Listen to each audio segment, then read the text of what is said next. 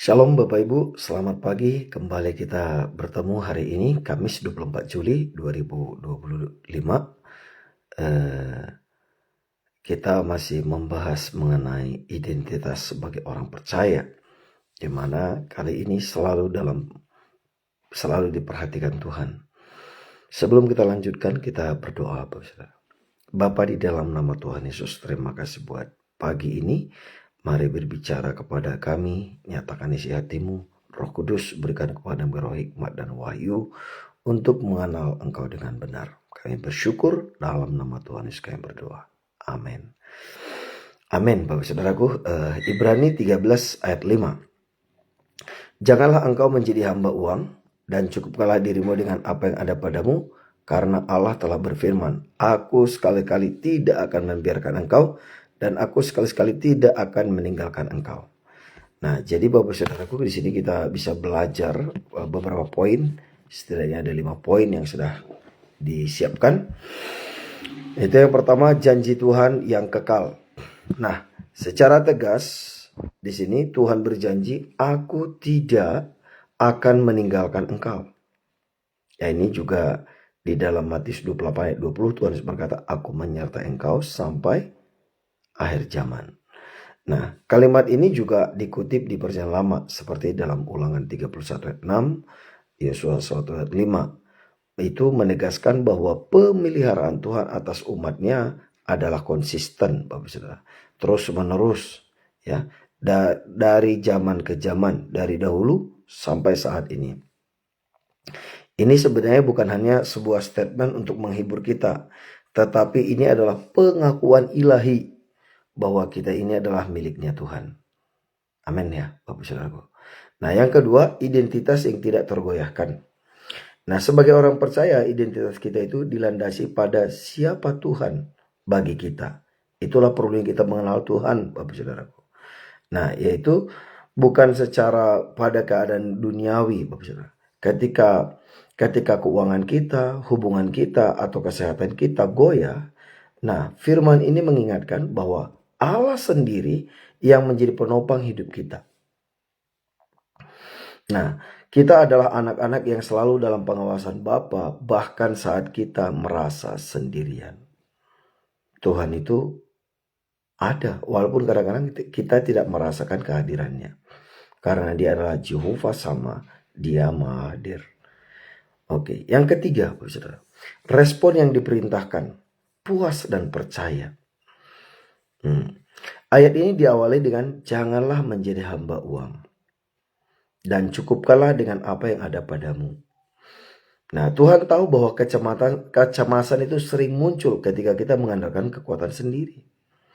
Nah, dengan Ia memanggil kita untuk hidup dalam kepuasan iman, bukan dalam ketakutan, Bapak Saudaraku.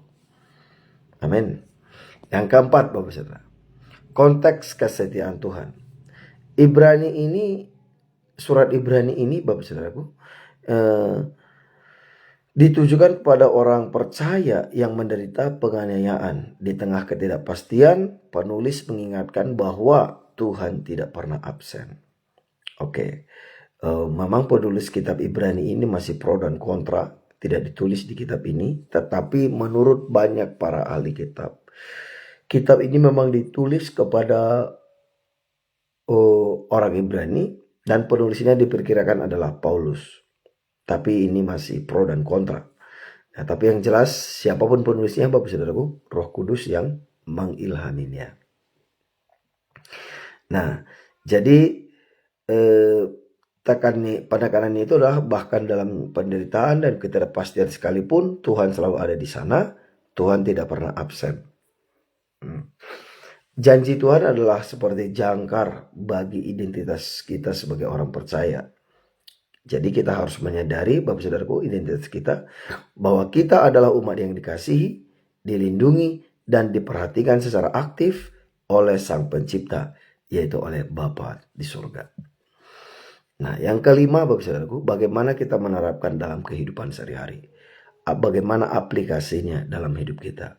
Pertama, jangan cemas, jangan khawatir, jangan takut, Bapak Saudaraku. Ingat, Tuhan tidak sedang sibuk atau lupa. Ia aktif bekerja dalam setiap hidup Bapak Ibu Saudara saya, setiap hidup orang percaya. Terus yang kemudian, ketika merasa tidak mampu, katakan, Bapa bersamaku, aku tidak sendirian. Ya, ketika kita merasa tidak mampu. Nah, kemudian yang ketiga, hiduplah dengan kemurahan hati. Seperti konteks ayat sebelumnya, Ibrani 13 ayat 1-4. Karena yakin bahwa Tuhan menyediakan semua kebutuhan kita. Filipi 4 ayat 19. Nah, karena itu Bapak Saudaraku, mari kita menyadari identitas kita sebagai orang percaya yang selalu diperhatikan Tuhan. Membebaskan kita dari jerat ketakutan dan keserakahan. Ya, kekuatan kita bukanlah pada apa yang kita miliki, tetapi siapa yang memegang kita. Siapa yang ada di pihak kita. Tuhan ada di pihak kita, Bapak Saudaraku.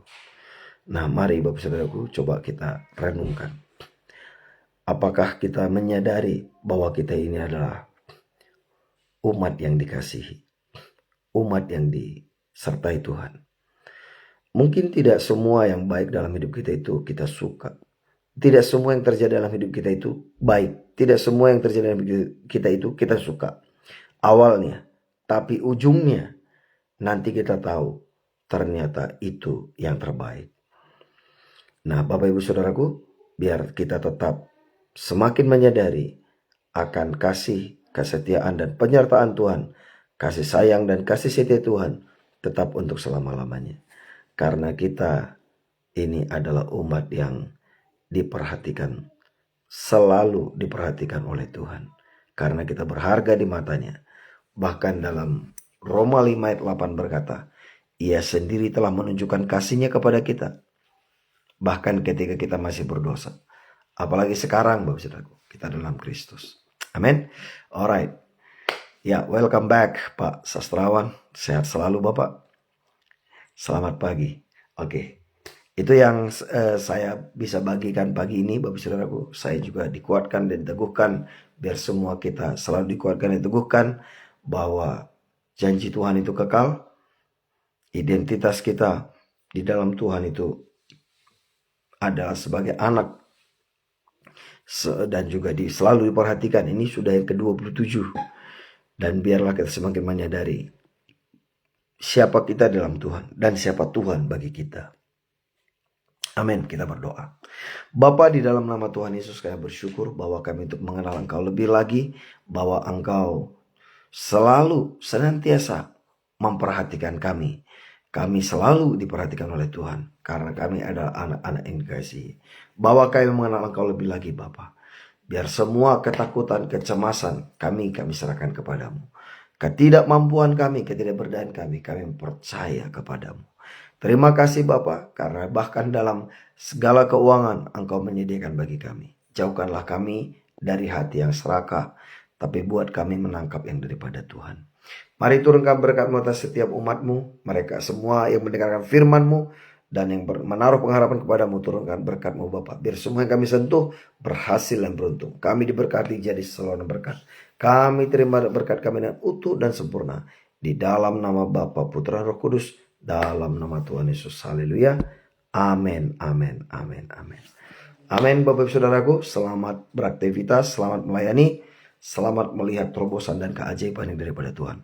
Tuhan Yesus memberkati. Shalom.